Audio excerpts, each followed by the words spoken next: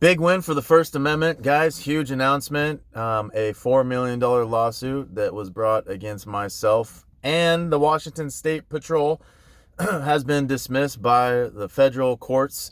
And it really is huge for all of us, not just me personally, but for anybody out there that wants to exercise their First Amendment rights and not worry about getting a $4 million lawsuit for preaching about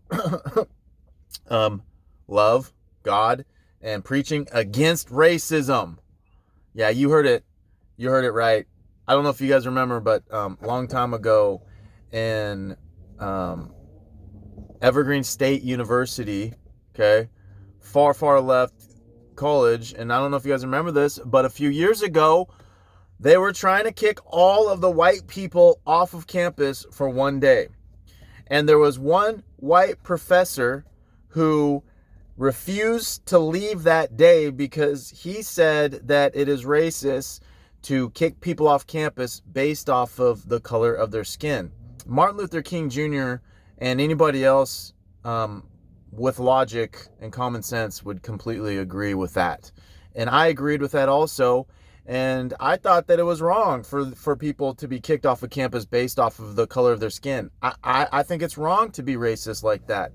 And I had organized a rally to go up there to basically stand against racism and to support this professor.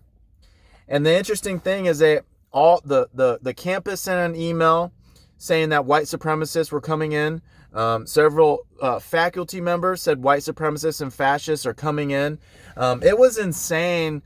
The coordinated effort to drum up violent protesters was unbelievable. I mean, I've seen it all, guys, when it comes to the strategic method of spreading lies in order to drum up violent protesters. And then these people who spread these lies can sit back and allow other people to come in to be violent and to break the law to further their own political agenda.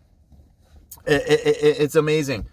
So, and anyways, and so I don't know if you guys seen the video. It was in 2017. So you're talking about what, 4 years ago? Wow, time flies.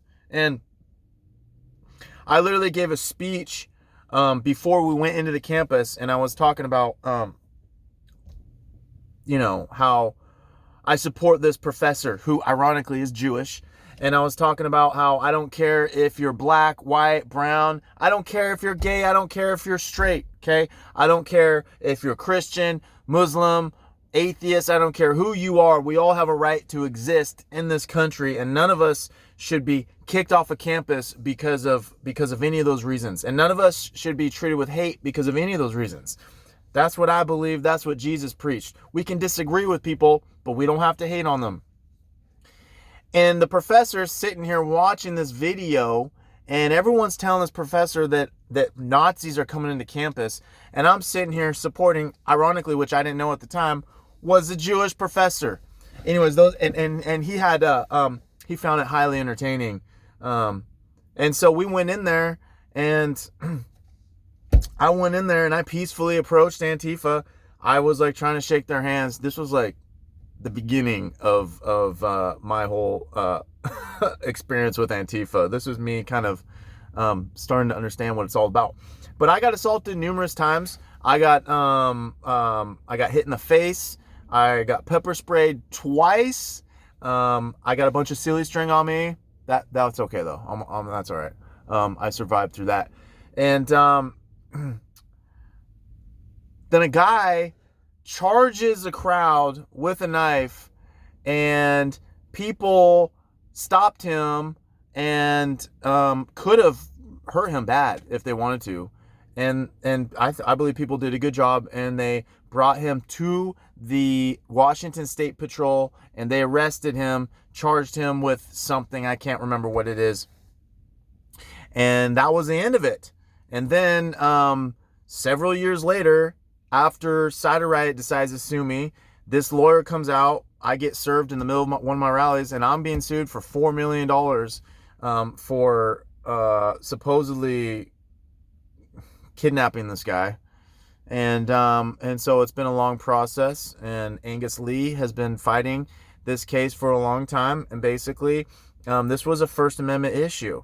First of all, even if these people at the rally did something wrong by handing him to the Oregon State or Washington State Patrol, even if they did do something wrong, why is it that I should be sued for $4 million? I wasn't even, I had nothing to do with that.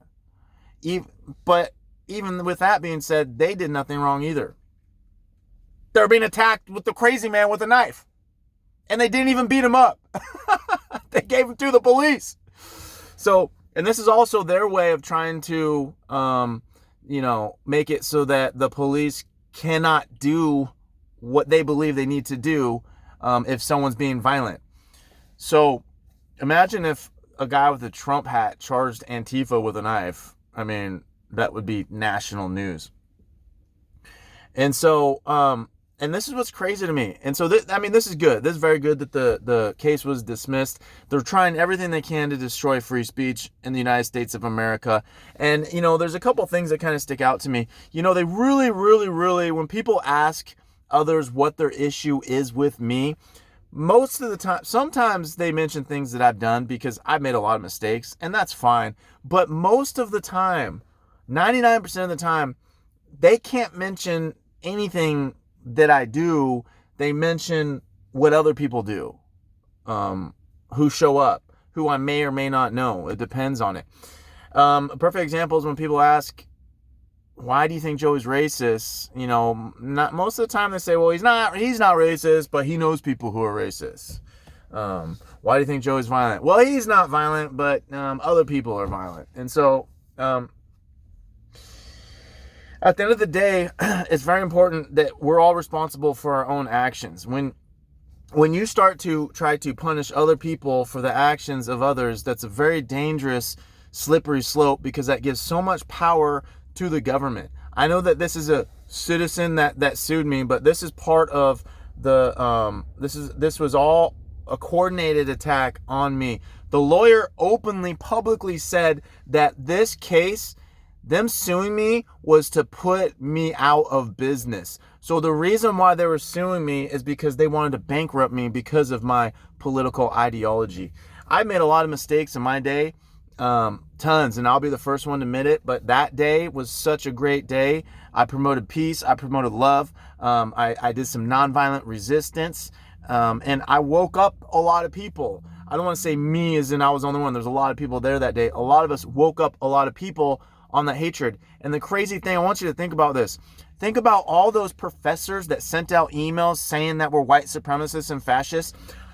How are they not held responsible for that? They're the ones. See, this is the thing. Those people piss me off more than the people who show up and are violent, because these young little students who could be anywhere between the age of 18 to 22, fresh out of college, and when a professor tells them that a threat is coming to their campus, a bunch of fascist, violent, white supremacists, and they provide no evidence to back it up. And so these people feel like their campus is in danger. I'm not justifying their behavior, but this is what these people do. These cowards hide behind their computers or the media. They're not the ones going out on the streets to try to confront people. They are the ones trying to drum up all the violent protesters. And if those protesters get in trouble, they're the ones that go to jail. Well, usually they don't go to jail ever. And if they do go to jail, they'll be released in a few hours and the charges will be dropped. But that's besides the point.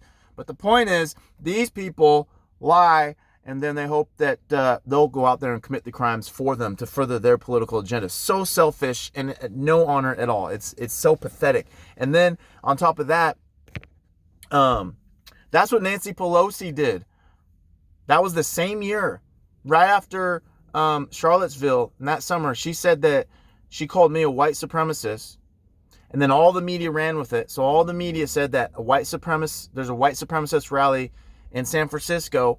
And they do this to drum up the violent protesters. And then they have the police stand down. It's so crazy that these people can do this and get away with it. It is their way of attacking the First Amendment.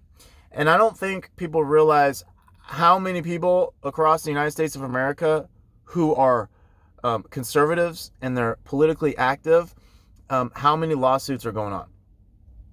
people don't talk about it too much. I don't talk about my lawsuits too much. I don't really want to complain about it. It's just, for me, it's just become a part of my life. I have, 3 lawsuits. I have a felony criminal charge against me. But this is the people at the top. This is their way of trying to silence people. If you are someone who maybe you're not too strong in your faith, maybe I'd say that. I don't know. I just want to throw that out there. Then maybe that would stop you because of the threat of a lawsuit, I guess. I don't know. But at the end of the day, I'm very thankful to get these attacks. Kind of. I guess the better way to put it is I'm thankful that people want me to shut up. And so it's encouraging that this case was dismissed. I'm glad that the federal judge did the right thing. 2 more lawsuits to go, and 1 more criminal case. And I'm sure, there might be many more to come. Who knows? I'll just take it as it comes. I got faith in God. I know that if I just try to keep my motives in the right place and just try to do the right thing, I will make mistakes. But the one thing I don't want to do is 2 things I don't want to do. Number 1, I don't want to quit. And number 2, I don't want to stop getting better. I don't want to stop learning more. I don't want to stop growing. I want to keep climbing up the mountain to the top to try to get better every single day.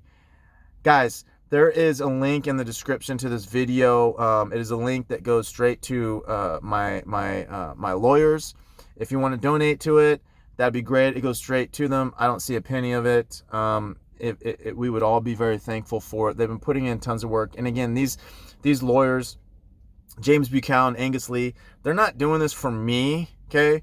They're doing this for everybody, because what's happening to me and other people who are being sued or being politically charged with crimes, and we've seen several cases of it where they allow Antifa or BLM or anyone on the left get away with whatever they want, and then they charge other people for doing half that amount. This is about the future, because what I'm going through and other people going through is just foreshadowing for all of us will go through if we don't push back, if we just let people get picked off. And I will finish off with this, and in no way is this a complaint. I'm thankful for where I am and what I'm doing, but I will say this, and I want you to really take this to heart. I want you to really think about this. The only reason they're able to do this to people like me and others is because so many people are comfortable with just not being a target. And so a lot of people are kind of scared, to be a voice. And I would like to challenge each and every single one of you to think about where you're at in your life and how can you become a bigger voice, and every single one of you can do it in a different way. Learn from other people's mistakes, learn from my mistakes, learn as much as you can. But at the end of the day, figure out how can you be a voice for what is right, for truth, for light. And ask yourself, if you're, I guess the word is, if you're hesitant, if you have something holding you back, ask yourself, what is it that you're worried about, or what is it that you're afraid of? And kind of work through that. Ask God to help you work through that and figure out how you can be solid in your faith in God and that foundation, instead of allowing these worldly fears and this oppression that we see that's happening in this country, that's more and more, and it is oppression, and this persecution that is getting stronger and stronger. It is persecution. It's nothing yet, okay, compared to what persecution we've seen in the history of this world, or what you see in China, but it's getting bigger, okay? Ask God how you can stand in His strength and His peace, because the peace that God offers us, that Jesus offers us, it is unshakable, ladies and gentlemen. It is unshakable. If you try to find your comfort in these things in this world, that is shakeable, and that is something that will crumble sooner or later, crumble over and over and over again. Guys, God bless each and every single one of you. Thank you for all your support. Okay, love all of you. Oh, also, one more thing. Saturday, 5:30 p.m., feeding the homeless, having worship music. I'm going to be preaching. And It is at the Share House in downtown Vancouver. See you guys later.